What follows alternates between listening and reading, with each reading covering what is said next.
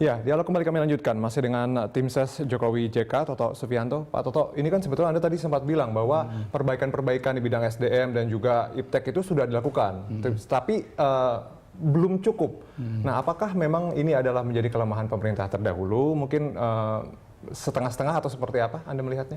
Iya, jadi banyak hal sebenarnya yang sudah bagus, tetapi tidak cukup. Kita perlu tingkatkan lagi. Jadi dari segi anggaran riset. Jadi gini, orang selalu melihat perbaikan itu selalu anggaran. Iya.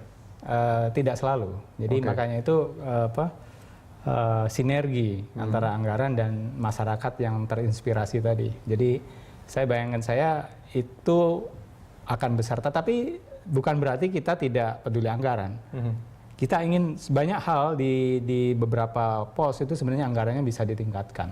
Jadi kita percaya itu mampulah pemerintah ya, negara mampu. Cuman jangan sampai hanya berhenti pada anggaran. Banyak policy pemerintah yang berhenti di anggaran dan tidak ada hasil yang kemudian disebut bocor. Tapi sebenarnya itu tidak tepat sasaran saja. Iya, ini artinya sebetulnya PR dari tim Jokowi JK maupun visinya juga sebetulnya indah begitu sekali ya di kertas. Tapi kalau kita lihat, Anda tadi ingin meningkatkan anggaran di beberapa pos, kemudian Anda juga ingin melibatkan masyarakat. Ini kan apakah mampu begitu karena berkesinambungan secara langsung? Mampu, tidak masalah karena memang dengan bantuan teknologi semua itu memungkinkan. Ya.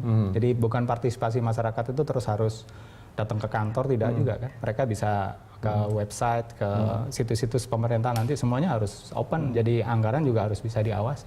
Kalau dibilang juga sebetulnya kan IPTEK ini juga sangat berkaitan erat dengan SDM juga. Kalau memang kita punya teknologi yang tinggi, tapi kalau SDM-nya tidak bisa menggunakan itu dengan baik, ya percuma juga, Pak. Iya, menggunakan itu harus dengan, nah ini tadi mental yang baik. Jadi budaya riset, budaya teknologi kita itu perlu ditingkatkan di masyarakat.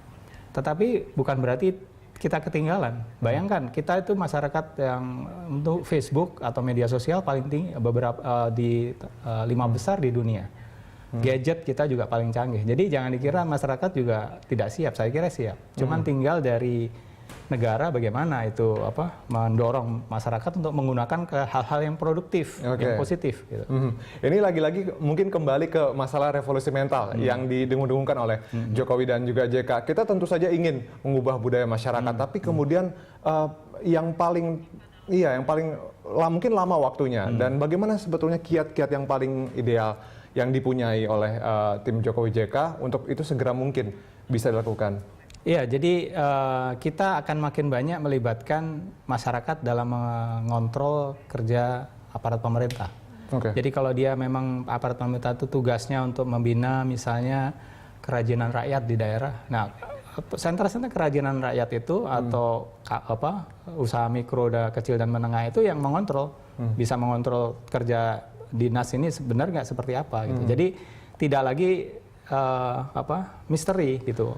Kerja-kerja pemerintah, jadi semuanya ada feedback lah. Dan mekanismenya sudah disiapkan ya Pak, artinya tidak bisa sembarang mengontrol, akhirnya nanti malah ribet, semua orang ingin mengontrol begitu? Bisa, dan nanti ada mekanismenya tentunya. Tetapi yang kunci di situ adalah inisiatif dari masyarakat itu dihargai, didengarkan. Gitu. Selama ini kan kalau kita ke daerah sebenarnya usaha-usaha kecil yang tidak diperhatikan, ya. Dan jangan lupa 60% sampai 70% usaha kecil itu ditangani oleh ibu-ibu, oleh kaum wanita yang sangat independen, mandiri dan kokoh sebenarnya. Jadi itu yang perlu dibantu, didorong. Oke, ini kita buat perkiraan dulu Pak. Jika memang nanti Jokowi JK mendapat amanah dari masyarakat Indonesia untuk memimpin Indonesia 2014 ini, kita kan segera dalam 2015 nanti ASEAN Economic Community sudah bisa bersaing dengan tenaga kerja dari luar begitu.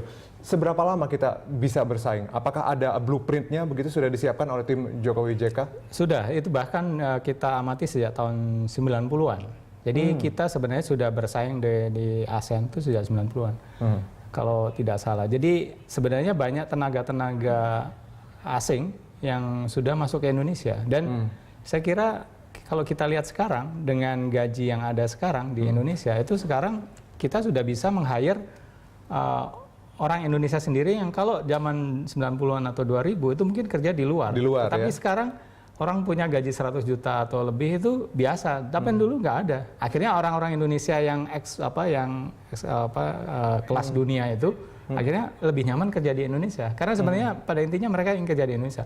Nah, teman-teman yang kualitasnya itu sudah kelas dunia itu malah sekarang bisa ekspansi ke ASEAN. Jadi tidak terlalu pesimis lah. Tapi ekspatriat kita juga masih banyak tuh Pak di sini. Itu juga mungkin harus dipikirkan. Oh iya, tetapi itu kan mereka datang bersamaan dengan investasinya kan. Jadi artinya PMA perusahaan asing itu kan tentunya dia membawa pimpinan-pimpinannya dari negara asalnya. Tetapi saya melihat beberapa bahkan teman saya beberapa itu menggantikan orang asing yang menjadi CEO atau direktur di Indonesia. Jadi artinya kan sebenarnya ada kemajuan dari sisi manusia Indonesia kita. Oke, ini mungkin pertanyaan terakhir dari saya pernah baca juga nih tulisan Anda, Pak Toto, ini mencetak sarjana macan kertas. Artinya memang selama ini sarjana kita itu lebih banyak berkutat jagonya tuh hanya di kertas saja begitu ya. Nah ini bagaimana kemudian dari Jokowi JK bisa mengubah paradigma atau status seperti ini? Iya, itu mungkin kalau tidak salah konteksnya adalah mewajibkan sarjana untuk membuat karya ilmiah. Nah ini ada kaitannya juga yang saya sebut tadi, mental atau budaya riset, budaya teknologi kita belum kokoh, belum dibangun dengan baik.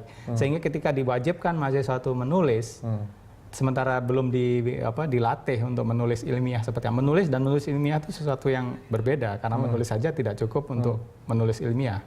Dan muncul plagiarisme dan sebagainya. Itu efeknya seperti itu. Jadi yang saya maksud macan kertas adalah ya kita hanya di atas kertas saja piawai, tetapi padahal ketika bersaing di lapangan itu beda sekali. Iya, beda sekali. Jadi ada mental, ada dan intinya juga harus ada sinergi juga ya. Betul. Antara kemampuan di atas kertas dengan kemampuan di lapangan. Oke, baik. Terima kasih Pak Toto atas waktunya telah bersama kami. Semoga Pak JK sukses nanti malam. Baik, terima kasih. Dan pemirsa tetaplah bersama kami. Prime Time akan segera kembali saat lagi.